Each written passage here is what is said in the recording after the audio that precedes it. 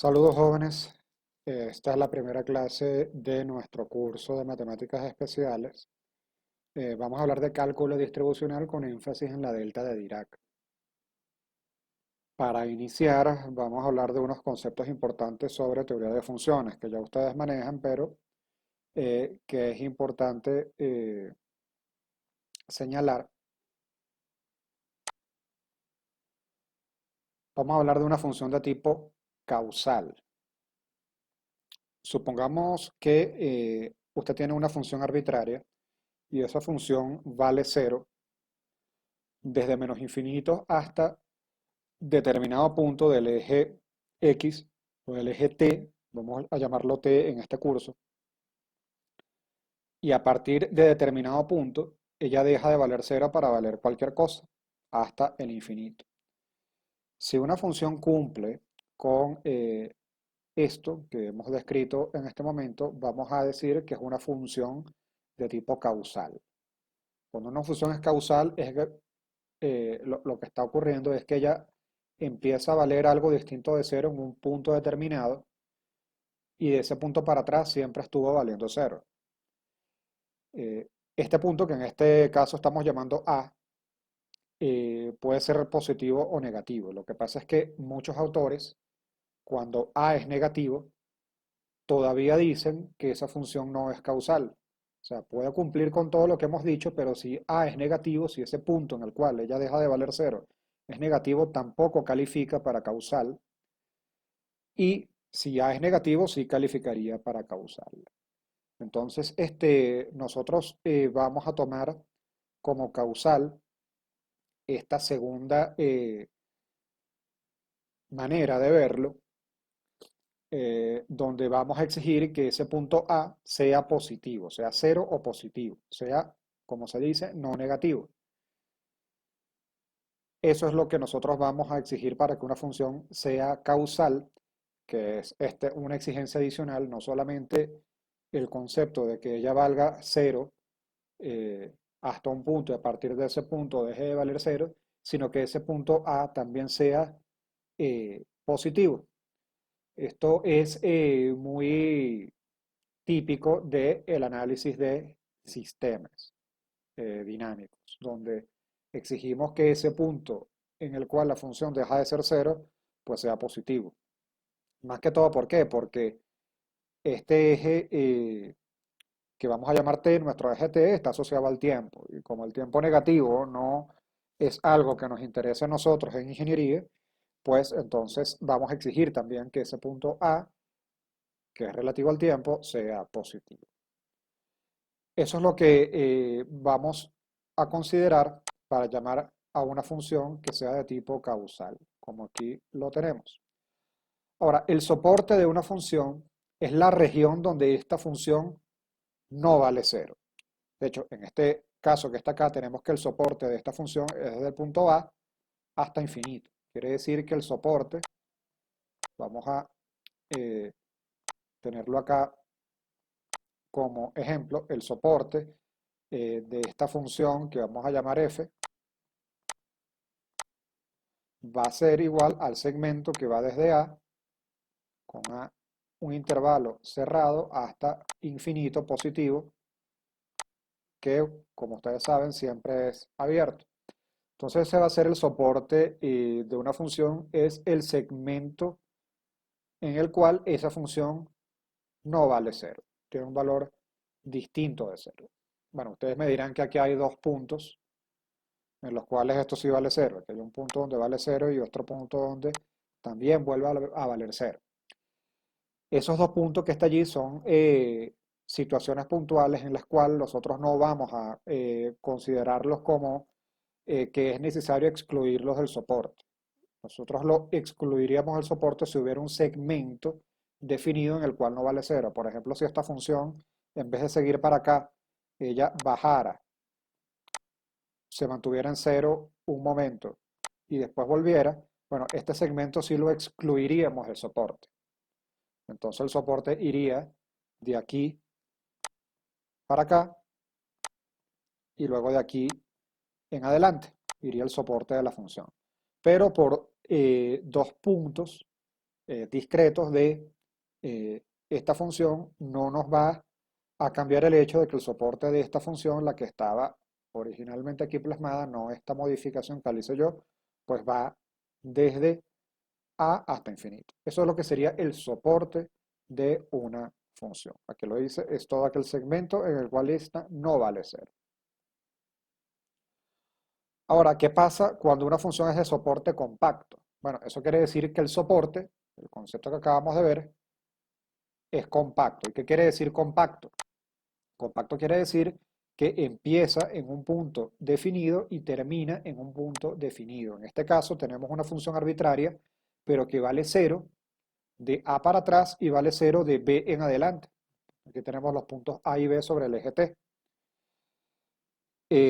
Aquí vamos a ponerle T al eje T. Entonces, desde A hasta B vamos a tener un soporte que es compacto. Esto quiere decir que el soporte no se prolonga hasta infinito como en el caso anterior, sino que el soporte, vamos a hacerlo como lo hicimos en la lámina anterior, el soporte de esta función que es otra, vamos a llamarla G, soporte de esta función G, va desde A, que es un número conocido, que no es infinito, hasta B, que es un número que tampoco es infinito. Entonces una función de soporte compacto cumple con esto, que la región de soporte o soporte termina en un punto y empieza en un punto. Estos son conceptos importantes para nosotros poder hablar de lo que vamos a hablar ahora, que son las distribuciones regulares. Existen funciones como la que ustedes conocen, estas funciones son funciones de R en R para este curso, funciones de R en R o también funciones de R en C, donde la función pueda tomar un número complejo eh, como imagen.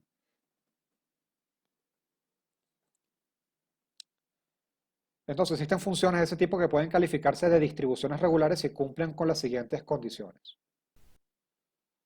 Son continuas, aunque no necesariamente continuas para todo t, sino continuas en un segmento. En un segmento definido, si tenemos algún tipo de continuidad, ya se cumple esta condición. Quiere decir que, por ejemplo, esto que está acá, que es una función que no es continua para todo t, pero es continua para varios segmentos de t, bueno, esa es condición suficiente para decir que es continua eh, como requisito para calificarlas posteriormente de distribuciones. Son infinitamente derivables. Eso quiere decir que yo las puedo derivar eh, todo el tiempo sin importar de que en algún momento, por efecto de esa derivada, ella termine siendo una función que valga cero para todo t. Si una función vale cero para todo t, pues cero es una constante y puede ser derivada y la derivada va al cero y así sucesivamente. Lo que quiere decir es que su derivada va a existir siempre aunque sea cero. Eh, no importa cuántas veces yo derive y vuelva a derivar. Si es de soporte compacto, con lo cual esta ya no sería, pero si es de soporte compacto, como por ejemplo algo como esto, un pulso, eh, que empiece en un punto y termine en otro, bueno, esto es de soporte compacto, un solo pulso. Entonces, siendo de soporte compacto, eh, se cumple con esta condición y que sean localmente integrables, que yo pueda integrarlas aunque sea localmente. Yo puedo aquí definir una integral, por ejemplo, y calcular este área bajo la curva. ¿Cuál sería un ejemplo donde esto no fuera posible? Bueno, si yo tuviera, por ejemplo, algo como esto. Entonces, aquí yo no lo puedo integrar porque la integral divergería en este segmento, pero en este segmento sí. Entonces, acá no cumpliría, pero aquí sí cumpliría. Si todo esto se cumple, vamos a decir que esa función induce una distribución regular. El espacio de distribuciones, no solamente de las regulares, ya vamos a hablar de otro tipo de distribución, será denotado como DDR. Ese va a ser el espacio de todas las distribuciones regulares y también las singulares, que son otras que también existen, lo vamos a denotar así. Y dado que este es un curso para ingenieros, se obvian algunos detalles matemáticos. Aquí somos no necesariamente muy rigurosos desde el punto de vista matemático, o no, No que tenemos falta de rigurosidad, sí estamos siendo rigurosos, pero hay detalles a lo mejor que no estamos mencionando, que estamos obviando, pero de todas maneras esto quiere decir, o no quiere decir, que estamos haciendo cosas que no sean válidas, ¿no? Todo esto que está aquí es válido, está matemáticamente validado, pero no estamos hablando de todas las justificaciones matemáticas que son necesarias si este curso fuera para matemáticos. En un curso para ingenieros vamos a obviar ciertos detalles. Las otras distribuciones son las distribuciones singulares, que cumplen con los requisitos para calificar de distribuciones, o sea, todo lo que vimos anteriormente se sigue cumpliendo, estas distribuciones, pero no califican para funciones, ¿ok?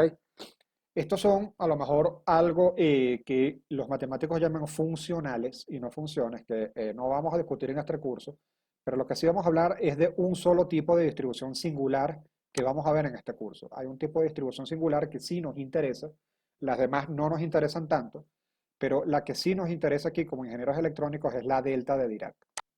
Esta distribución que vamos a llamar la delta de Dirac es algo que no califica para función. Ya vamos a ver por qué, pero sí califica para distribución. Entonces, pertenece al mundo de las distribuciones singulares, pero eh, no al de distribuciones regulares y no al de las funciones. Esto lo podemos llamar un funcional, pero eso ya no forma parte de este curso.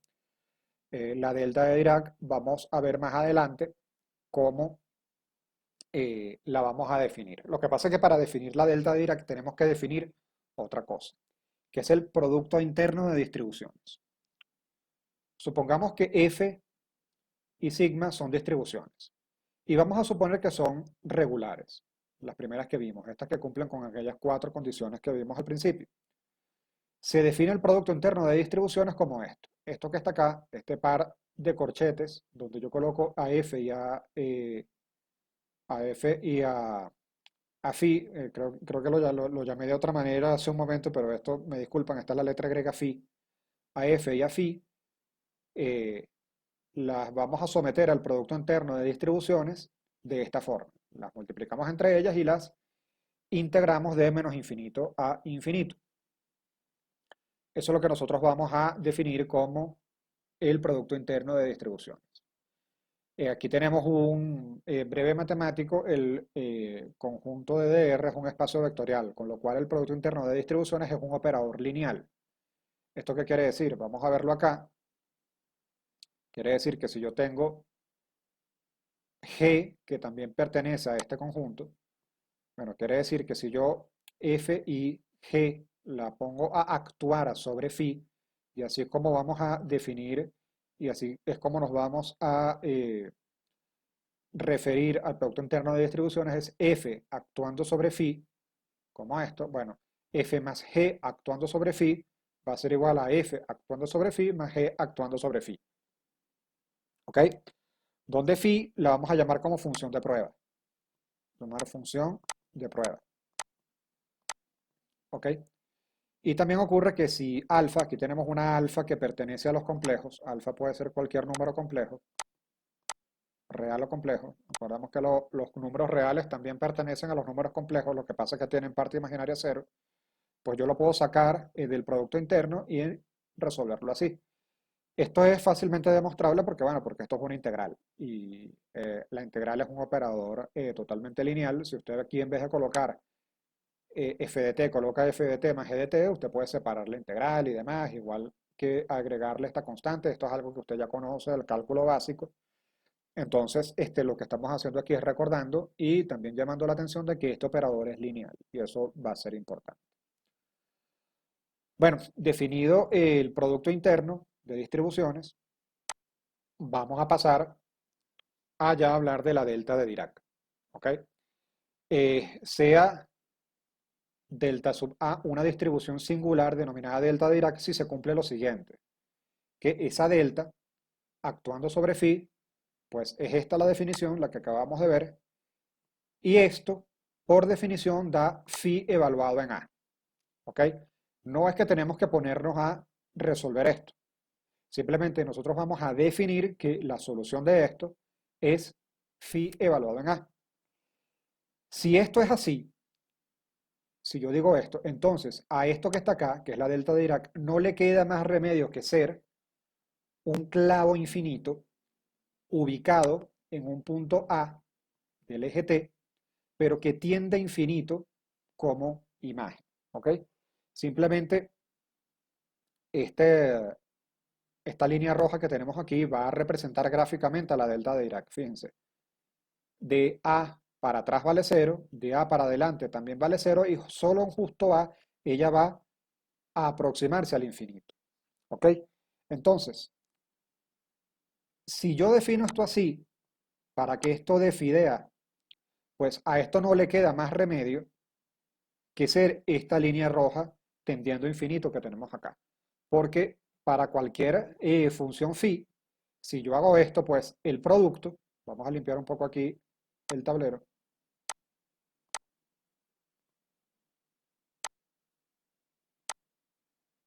eh, el producto de estas dos cosas, bueno, va a ser el producto de cualquier función arbitraria phi con esto que estamos nosotros descubriendo que es la delta de Dirac.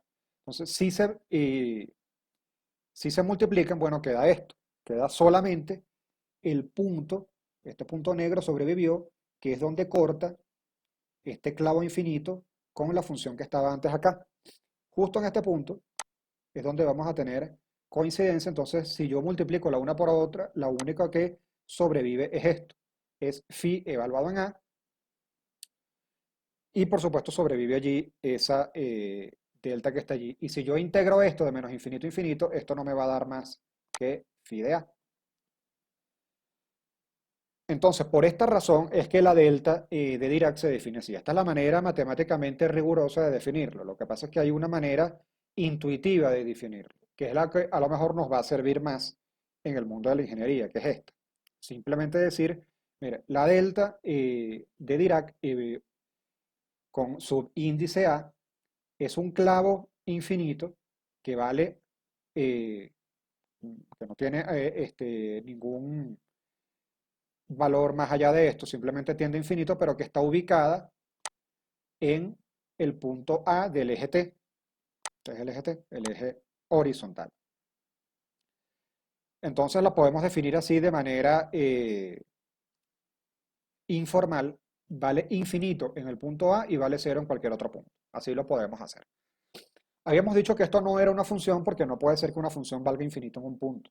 Eso es, una función puede tender a infinito, pero no valer infinito. Por eso nosotros decimos que la delta no va a ser una función, sino una distribución eh, que tiene esta definición alternativa, que no es una definición que pueda ser aceptable por un matemático riguroso, pero para nosotros en ingeniería, pues es práctica. Entonces, y así es como vamos a entender la delta. Ahora, teniendo esta definición, ¿por qué nosotros, si nos vamos para atrás, nos damos a la tarea de definirlo de esta manera tan complicada? Bueno, porque esto va a ser útil por algo que vamos a ver a continuación. Esto. Esto va a ser útil por algo que vamos a ver más adelante. ¿Cuáles son las características de la delta de Dirac? Bueno, es de soporte compacto porque efectivamente está definida solamente en un punto, bueno, ni siquiera en un segmento, sino en un punto que por supuesto es compacto, este, y vale cero en todos los demás puntos de los reales. Es infinitamente derivable. Esto, demostrarlo aquí se escapa de las intenciones de este curso. Es infinitamente derivable. La derivada de delta, de la delta en A, si yo lo derivo, bueno, simplemente es delta prima. ¿Ok? Lo que pasa es que delta prima no es dibujable, no la podemos ver, simplemente vamos a tener que eh, imaginárnosla de algún modo, pero lo cierto es que la delta prima no tiene una representación gráfica, aunque esto tampoco lo es, digamos que es un abuso de la graficación, pero por lo menos podemos hacer esto, con la delta prima no.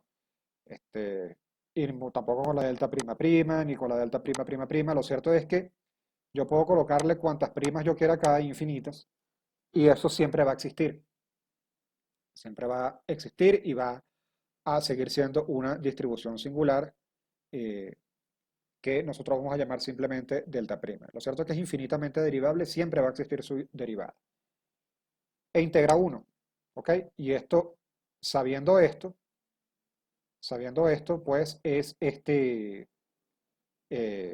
fácil de demostrar. Digamos, vamos a hacerlo acá. Si yo tengo aquí la integral de menos infinito a infinito, no voy a colocar los límites por simplicidad, pero le estoy diciendo que esto es de menos infinito a infinito. Y tengo delta en A como distribución definida en T, diferencial de T, pues esto vale 1. ¿Por qué? Porque esto es lo mismo que yo decir esta integral de menos infinito a infinito, de delta en A, este, como distribución de T, multiplicado por 1 de T. ¿Ok? Y entonces, si yo lo puedo multiplicar por 1, que eso siempre lo puedo hacer, entonces ¿qué ocurre? Esto va a ser lo mismo que ¿qué?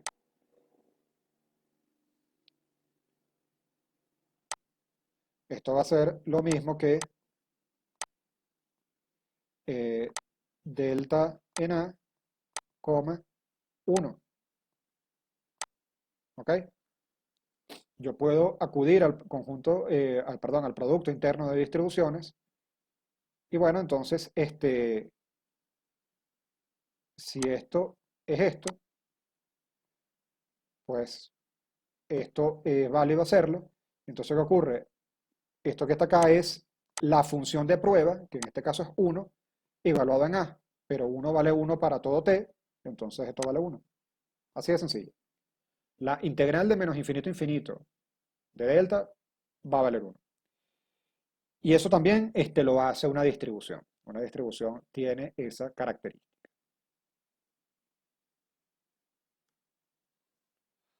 Vamos a demostrar una propiedad importante. Una propiedad aquí importante en el mundo de las distribuciones. Supongamos que f y phi también pertenecen a ese conjunto de DDR, o sea, son distribuciones. En este caso podemos decir que son distribuciones regulares. Recuerden que las distribuciones regulares, grosso modo, es decir, que son distribuciones que también califican para funciones. Entonces, ¿qué pasa si yo tengo f', f derivada una vez, y la pongo a actuar sobre phi? Esto que está acá es una propiedad que vamos a demostrar ahora. ¿Ok? Una propiedad que vamos a demostrar ahora. Va a ser lo mismo que multiplicar por menos y no derivar f, sino derivar phi. Esto lo que vamos a llamar es, de una manera un poco coloquial, el lanzamiento de la prima. ¿Ok? Esta prima que está acá se la vamos a lanzar a phi. Y para lanzársela a phi tenemos que pagar un precio, que es multiplicar por menos. ¿Ok?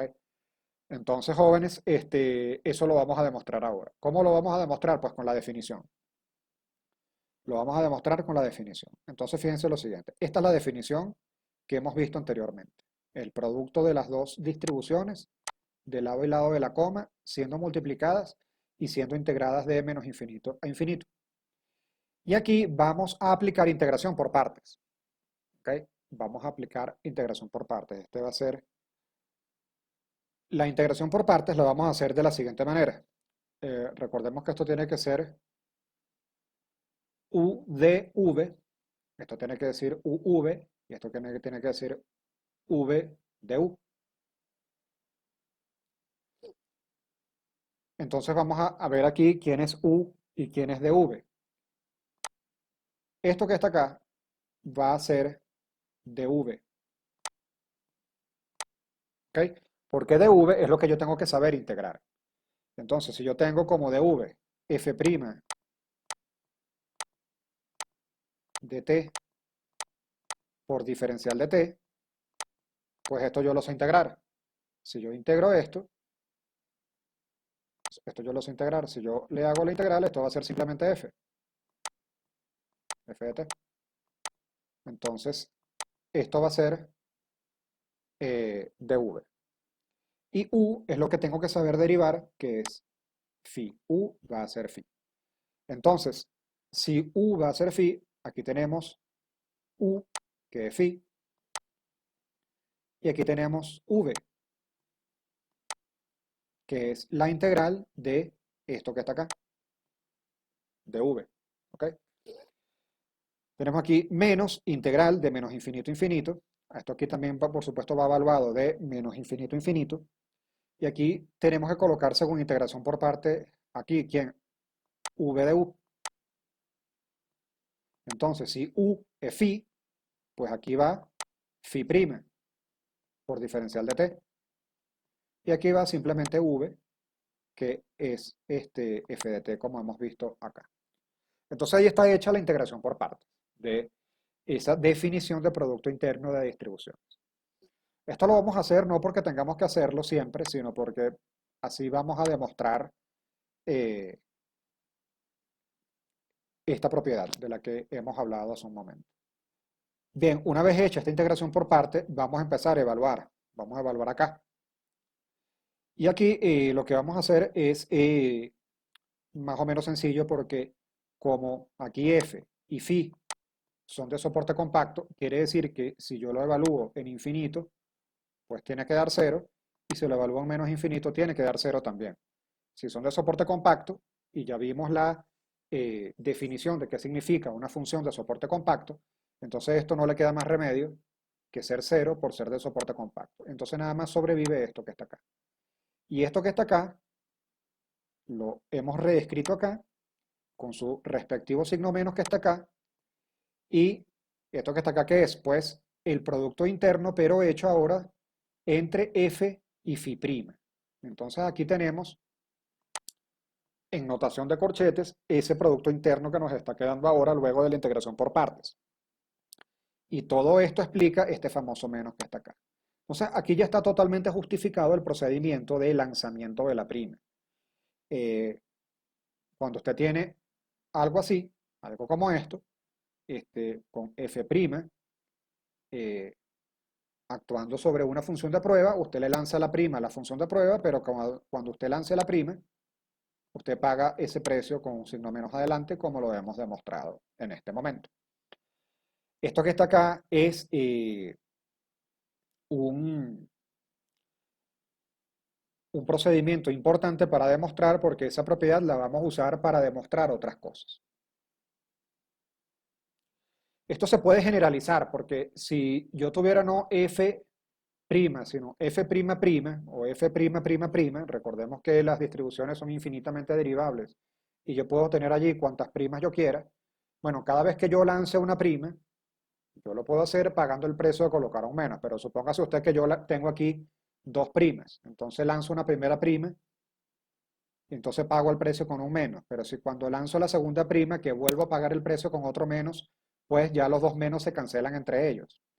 Entonces lo generalizamos aquí, que tenemos la derivada de orden enésima de f, pues nosotros podemos pasárselas a la función de prueba y tenemos que pagar el precio de colocar un signo menos. Lo que pasa es que si n fuera par, se van a neutralizar entre ellos los signos menos, y si n fuera impar, pues el signo menos va a sobrevivir. Entonces esto es una generalización de lo que acabamos de ver, que se entiende de manera fácil si el procedimiento anterior ha quedado claro. Tenemos eh, cualquier cantidad de derivadas posible, podemos irlas lanzando una por una, pero cada vez que lancemos una tenemos que pagar el precio al signo menos. Si nosotros queremos lanzar dos de un solo golpe, entonces no tenemos que colocar el signo menos, porque cada una de esas primas lleva su propio signo menos, y si es una cantidad par, pues los signos menos se van a anular entre ellos. Todo esto que hemos conversado hasta ahora está dado en el marco de la necesidad que tenemos de definir una derivada distribucional. ¿Por qué? Porque hasta ahora a usted en el cálculo clásico le han dicho, y eso es correcto, que para que una función sea derivable tiene que ser continua. Entonces, por ejemplo, esta función que tenemos acá,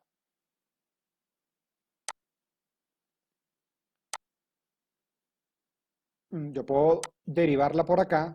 Esto es una constante que vale 0, su derivada es 0, pues lo puedo derivar acá.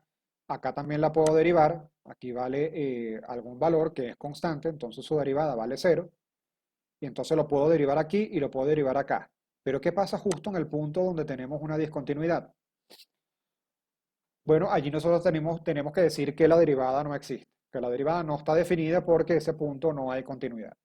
Y eso es correcto en el cálculo clásico que usted conoce hasta ahora.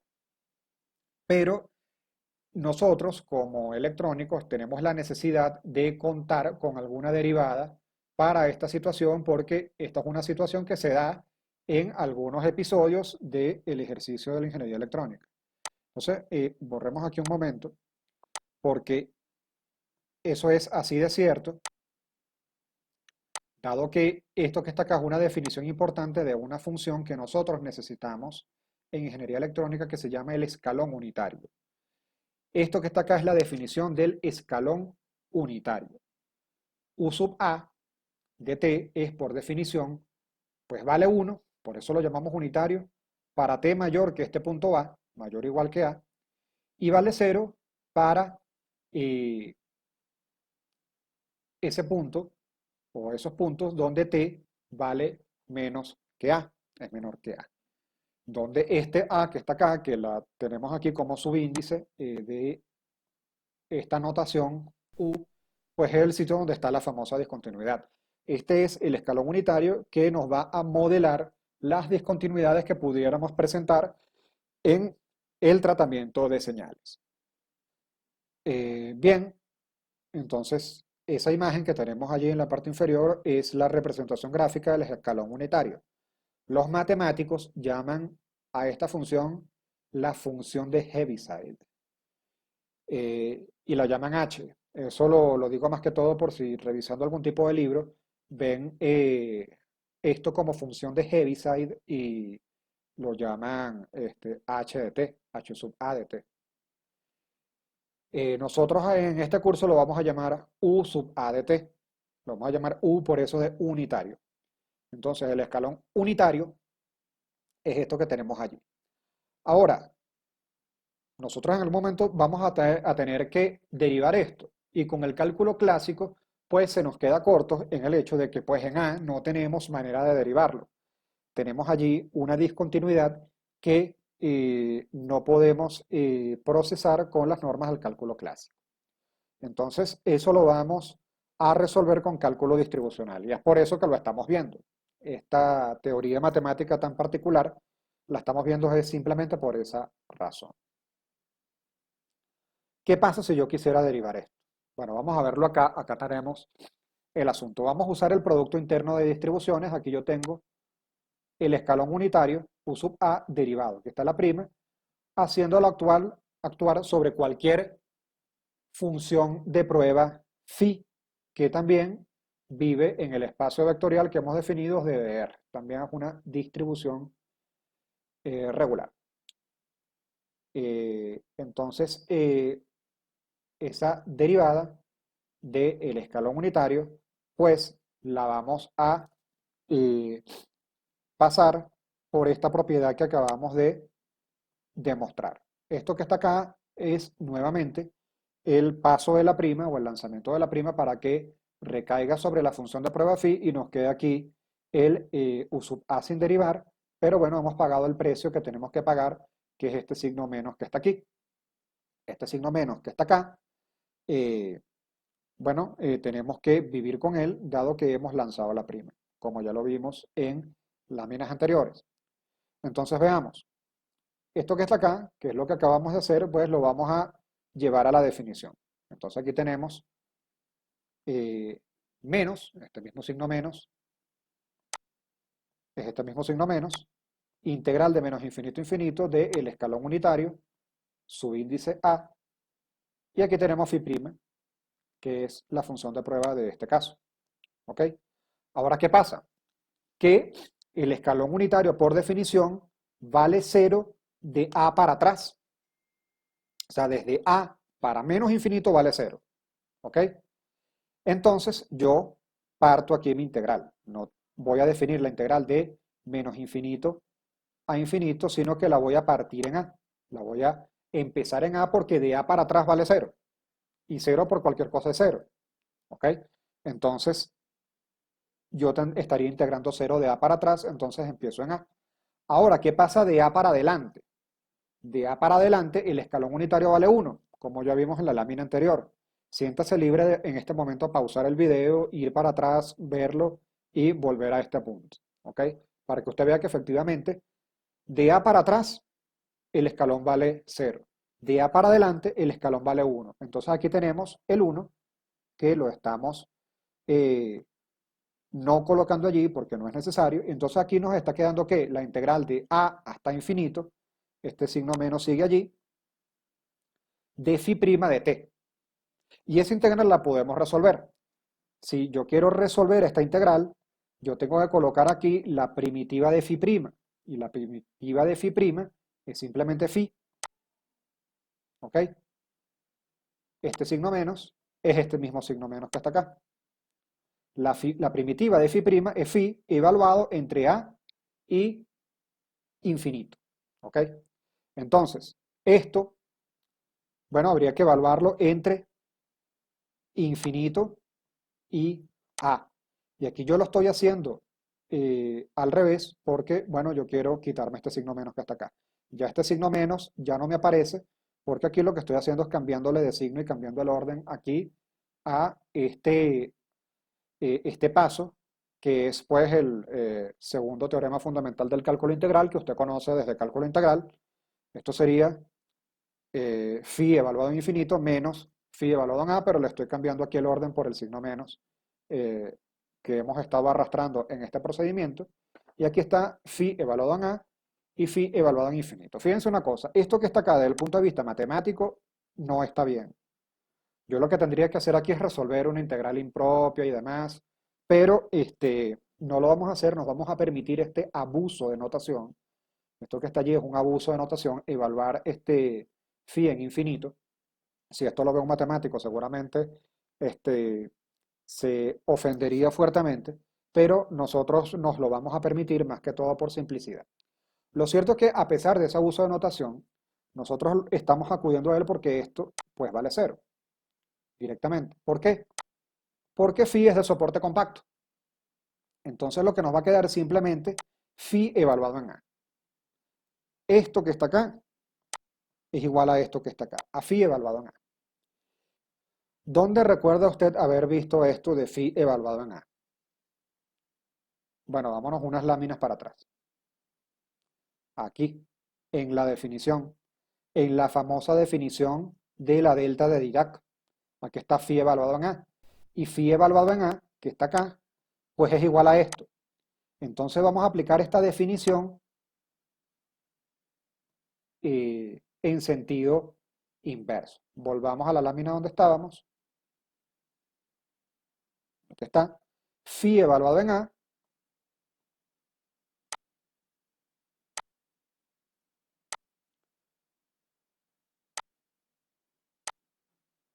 phi evaluado en A es pues delta en A actuando sobre phi. Volvamos nuevamente a la lámina anterior. Esto que está acá es esto y esto que está acá es esto. ¿Ok?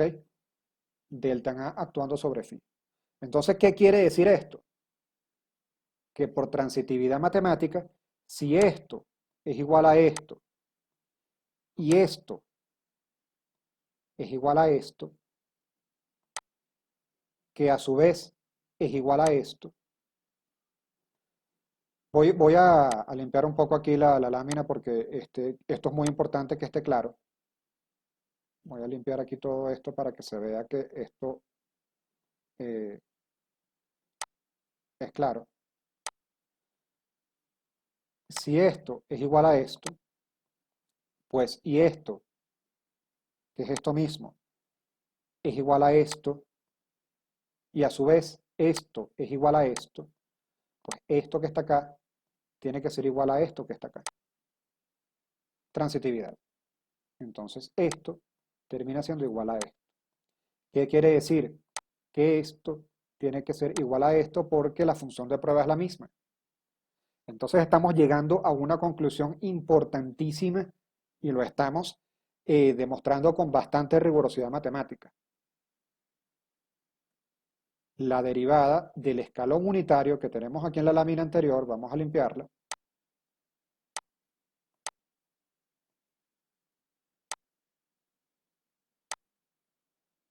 La derivada para todo t de esto es la delta de Dirac.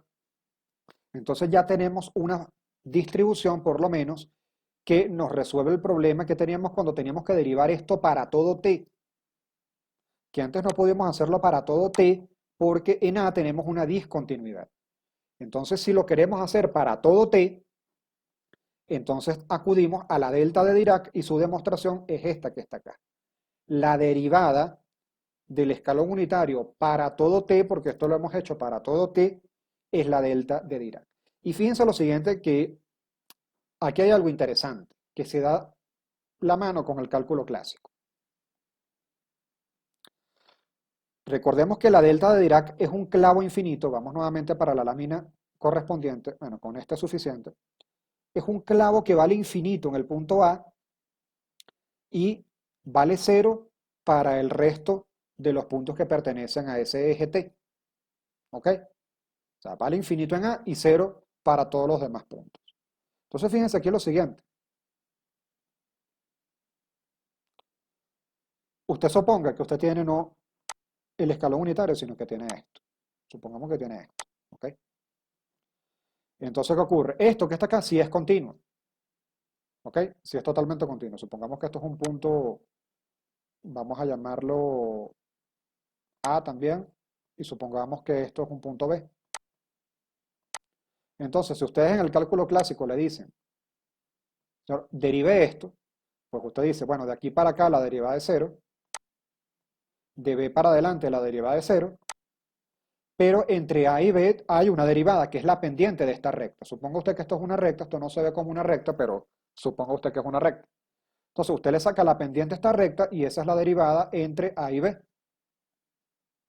¿Ok? Esa es la derivada entre A y B, la pendiente de esa recta. ¿Qué ocurre? ¿Qué pasa si yo dibujo esto con un poco más de inclinación? Usted puede hacer lo mismo. De A para atrás, la derivada es 0. De B para adelante, la derivada es 0. Y entre A y B es la pendiente de esta recta que está acá. Pero en este caso, que está más inclinada, pues la pendiente es mucho más grande, es un número mucho más grande. Aquí tenemos un número que no es 0, es un número cualquiera, pero si aquí ese número es determinado número, este número que corresponde aquí es un número aún mayor. Y mientras yo dibujo esto de manera más inclinada, mayor es ese número. Entonces, suponga usted que esto que está aquí es una inclinación, es la máxima inclinación posible. Usted no se puede inclinar más que en situación de total verticalidad. Y en ese caso, usted puede decir que la pendiente es infinita, porque no se puede inclinar más que eso. Y la delta de Dirac nos está poniendo en forma de función matemática este análisis que estamos haciendo. Que bueno, que la derivada de aquí para acá vale 0, de aquí para acá vale 0, y aquí pues vale infinito. ¿Y eso qué es? Pues la delta de Dirac. Entonces, esta demostración que acabamos de hacer, que la derivada del escalón unitario es la delta de Dirac, está totalmente en concordancia con una idea intuitiva que tenemos nosotros de que cuando una función va abruptamente de un punto a otro, o sea, esta función va abruptamente, hace este salto abrupto, pues estamos recorriendo una pendiente de inclinación infinita. Y entonces tenemos una derivada allí eh, que va en concordancia con eso, pero que tiene rigurosidad matemática en sentido de que esto se llama la delta de Dirac. Entonces, jóvenes, hemos dado un paso importante y este es el paso que teníamos que dar para esta primera clase, este primer contenido, que era demostrar que la delta de Dirac es la derivada del escalón unitario. Y con eso nosotros podemos hacer distintas consideraciones. Supongamos lo siguiente, vamos a hacer un ejemplo. Tenemos allí esa función x de t. Ahí tenemos x de t. Una función que usted como buen electrónico diría, bueno, eso es un pulso.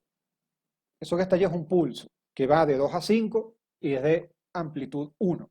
Aquí está, un pulso. Entonces usted va a calcular la derivada de x de t en sentido distribucional, porque en sentido clásico usted tendría que decir, bueno, la derivada es 0 y justo en 2 y justo en 5 no tengo derivada definida. Pero ahora usted tiene una herramienta llamada delta de Dirac que le resuelve ese problema.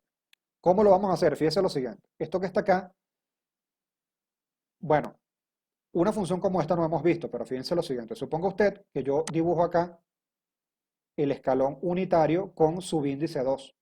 Lo vamos a llamar con ubicación en 2, con el salto ubicado en 2. Ahí está el escalón unitario.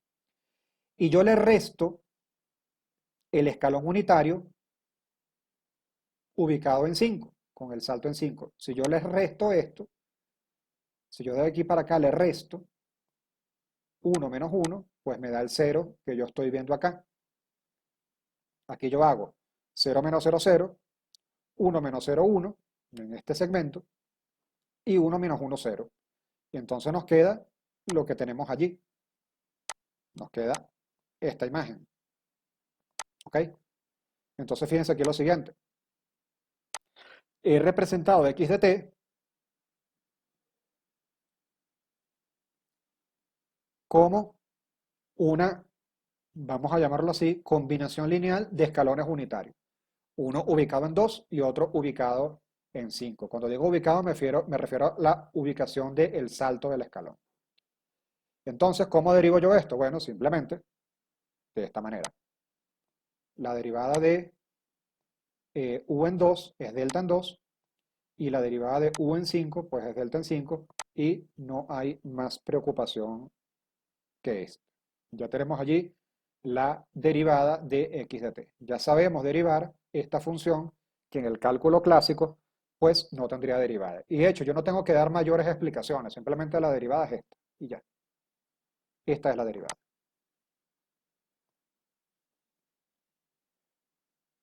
Otro ejemplo.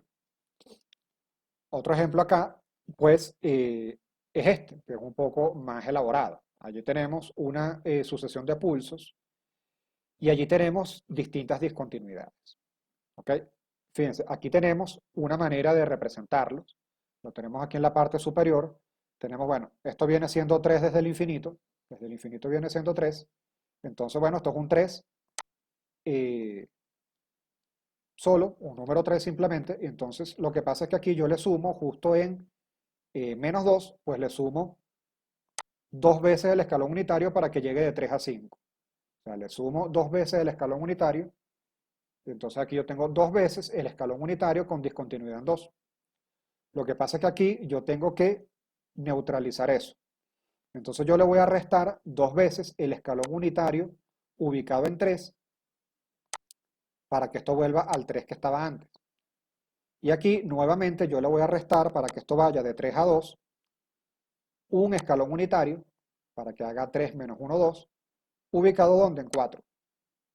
Y luego para terminar, y en el entendido de que esto sigue siendo 0 hasta el infinito, bueno, vamos a tener acá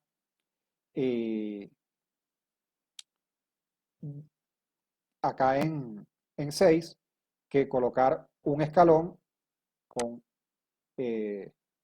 amplitud 2 o 2 escalones unitarios que me reste este 2 y me lo lleve aquí a 0. Entonces esta es una manera de representarlo. No siempre vamos a tener que hacerlo así, nosotros podemos hacer esto de manera más directa, que la vamos a ver ahora, pero lo cierto es que esta representación que está acá nos facilita lo siguiente, que es calcular la derivada que queremos. Entonces, fíjense, la derivada de 3 es 0, porque esto es una constante. Es 3 de menos infinito a infinito. Entonces, la derivada de 3 es 0, por eso aquí no aparece. Y aquí yo voy derivando poco a poco cada una de estas funciones que son escalones unitarios del siguiente modo. Como siempre ha sido, la constante por la derivada de la función. Entonces aquí me quedan 2 delta en menos 2. Menos 2 delta en 3, menos una sola delta en 4, menos 2 deltas en 6. Entonces, hemos calculado la derivada en sentido distribucional de eso que en el mundo clásico hubiésemos dicho, pues la derivada es 0 y hay algunos puntos en los cuales no lo podemos definir. Ahí está.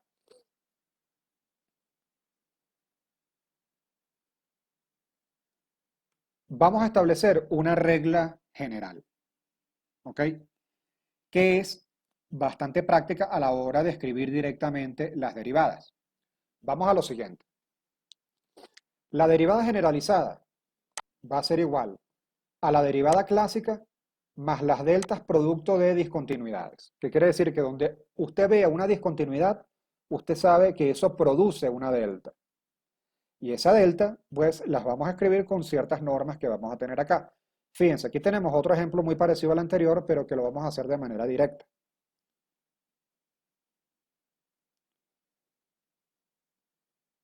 Fíjense cómo vamos a hacer. ¿Cuál es la derivada clásica de esto? Pues la derivada clásica tenemos que decir que es cero. ¿Por qué? Porque todo esto son constantes distintas, pero la derivada de cualquier constante es cero. Entonces la derivada clásica es cero.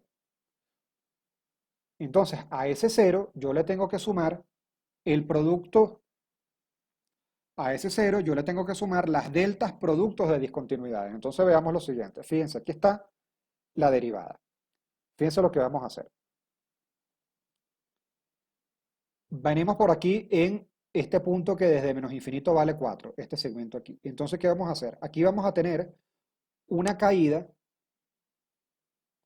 de amplitud 2, porque vamos desde 4 hasta 2, y una caída hacia abajo. O sea, yo me vengo aquí hacia abajo, me caigo hacia abajo. Eso me va a producir una delta de amplitud menos 2 ubicada en el punto donde está la discontinuidad, o sea, ubicada en 0.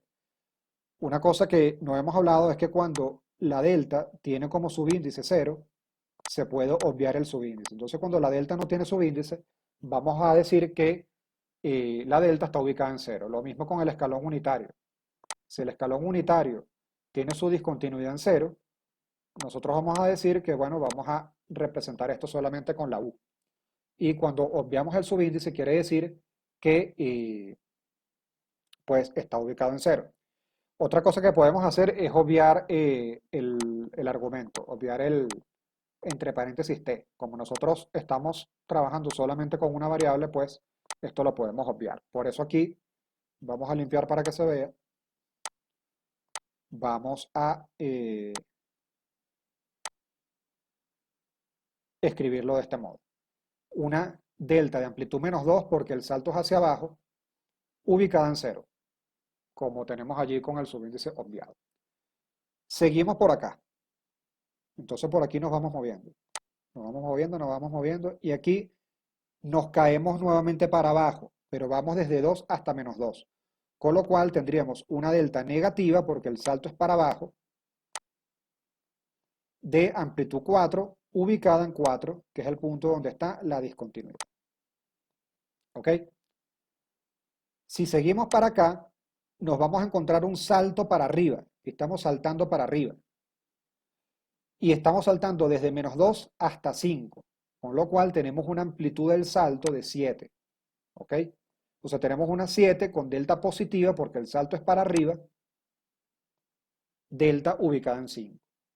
Y aquí continuamos, ya saltamos para arriba, continuamos por acá, y aquí nos caemos de amplitud 5, porque vamos desde 5 hasta 0, en el punto 7. Entonces tenemos una delta de amplitud menos 5, menos porque el salto es para abajo, ubicada en 7. Allí tenemos, pues, una manera de calcular esto de manera más rápida, sin pasar por tener que representar todo esto en funciones en función de U o en función de escalones unitarios. Esto se puede hacer, yo puedo representar esto en función de escalones unitarios, pero sería un paso que nos añade pues una complicación adicional. Entonces nosotros podemos, con esta regla general, calcular la derivada de manera completa. Recordemos que aquí la derivada clásica nos dio 0. Cuando la derivada clásica dio 0, pues el resto de la derivada en sentido distribucional va a constar solamente de deltas de Dirac. Ahora, ¿qué pasa si la derivada no nos da 0? La derivada clásica no nos da 0. Pues si la derivada clásica no nos da 0, tenemos que calcularla. Y la derivada clásica, por ejemplo, en este caso, donde no siempre da 0, vamos a tener que representarla gráficamente. Esto va a ser una decisión que vamos a tomar en aras de simplicidad de definir de esta manera una derivada clásica. Fíjense, vamos a derivar esto clásicamente y no vamos a olvidarnos de los saltos. Fíjense, aquí yo tengo una constante, la derivada de 0. Entre 1 y 2 tengo una recta. La derivada de una recta es su pendiente. Entonces la pendiente es, pues, altura entre avance. Tenemos aquí una pendiente cuya altura es 4 y el avance es 1. O sea, este segmento tiene longitud 1, este tiene longitud 4 y 4 entre 1 es a 4. Entonces aquí vamos a corregir, esto no era 2, esto es 4. Entonces tenemos aquí 4, que es lo que vale la derivada entre 1 y 2. Vale 4. Entre 2 y 6 tenemos una pendiente negativa, ¿no? Con lo cual la derivada tiene que dar negativa. Entonces tenemos una altura, que es 2, y un avance que es 4. 6 menos 2 es 4. Entonces tendríamos 2 entre 4, que es un medio negativo. ¿Ok? Porque la pendiente es decreciente. Entonces tenemos un medio. Entre 2 y 6 la derivada es un medio. ¿Ok? ¿Qué pasa entre 6 y 10? Pues tenemos otra derivada que en ese segmento es constante. Recuerde usted que la derivada de una recta inclinada es una constante, una pendiente. Entonces, ¿su pendiente cuánto es? Su pendiente va a ser el avance desde 6 a 10, con lo cual tendríamos como avance, pues, 4. Y la amplitud sería desde menos 2 a 6, o sea, 8. Aquí hemos editado para corregir los errores que tenía la lámina. Aquí tenemos 4 como avance desde 6 hasta 10 y desde menos 2 hasta 6 como altura tenemos 8, 8 entre 4 a 2, acá lo tenemos y positivo porque la pendiente es creciente. Y bueno, de aquí en adelante aquí tenemos una constante, con lo cual la deriva de 0 y listo. Entonces, todo esto que está acá, que vamos a limpiar un poco, va a ser la derivada clásica, ¿ok? La derivada clásica. Entonces, fíjense cómo estamos escribiendo esto acá. La derivada distribucional va a ser la derivada clásica, como en la regla general que hemos visto, y la derivada clásica, ¿cómo la represento? Pues con un gráfico, es la manera más práctica de hacerlo, aquí está el gráfico, y le voy a incluir las deltas que vengan por saltos, ¿ok? Esas deltas que vienen por saltos, bueno, las vamos a identificar ahora. Fíjense lo siguiente. Yo vengo desde acá, desde infinito valiendo 0, aquí no hay discontinuidad, subo, aquí no hay discontinuidad, bajo, y aquí aparece la primera discontinuidad, el primer salto. Es un salto para abajo de amplitud 4 ubicado en 6. Entonces aquí está, delta con este número que está delante de la delta, a veces lo vamos a llamar el peso de la delta. El peso de la delta es menos 4 y la ubicación es 6, el subíndice es 6. Entonces aquí tenemos esto. Una vez que nos caímos de acá, bueno, vamos subiendo por aquí, subiendo, aquí no hay discontinuidad, continuamos por acá y tenemos otra discontinuidad aquí, que es una caída de amplitud 6, vamos desde 6 hasta 0, nos caemos 6 unidades negativas, porque nos caemos hacia abajo, ubicado en 13, que es lo que está allí, ¿ok? Entonces aquí tenemos, jóvenes, la derivada en sentido distribucional de esta x de t que tenemos aquí definida gráficamente, donde en este caso la derivada clásica no vale 0. La derivada clásica vale determinados valores, vale como una función a trozos, que para no estarla definiendo de manera analítica, nosotros en este curso nos vamos a permitir definirla de manera gráfica. ¿Ok?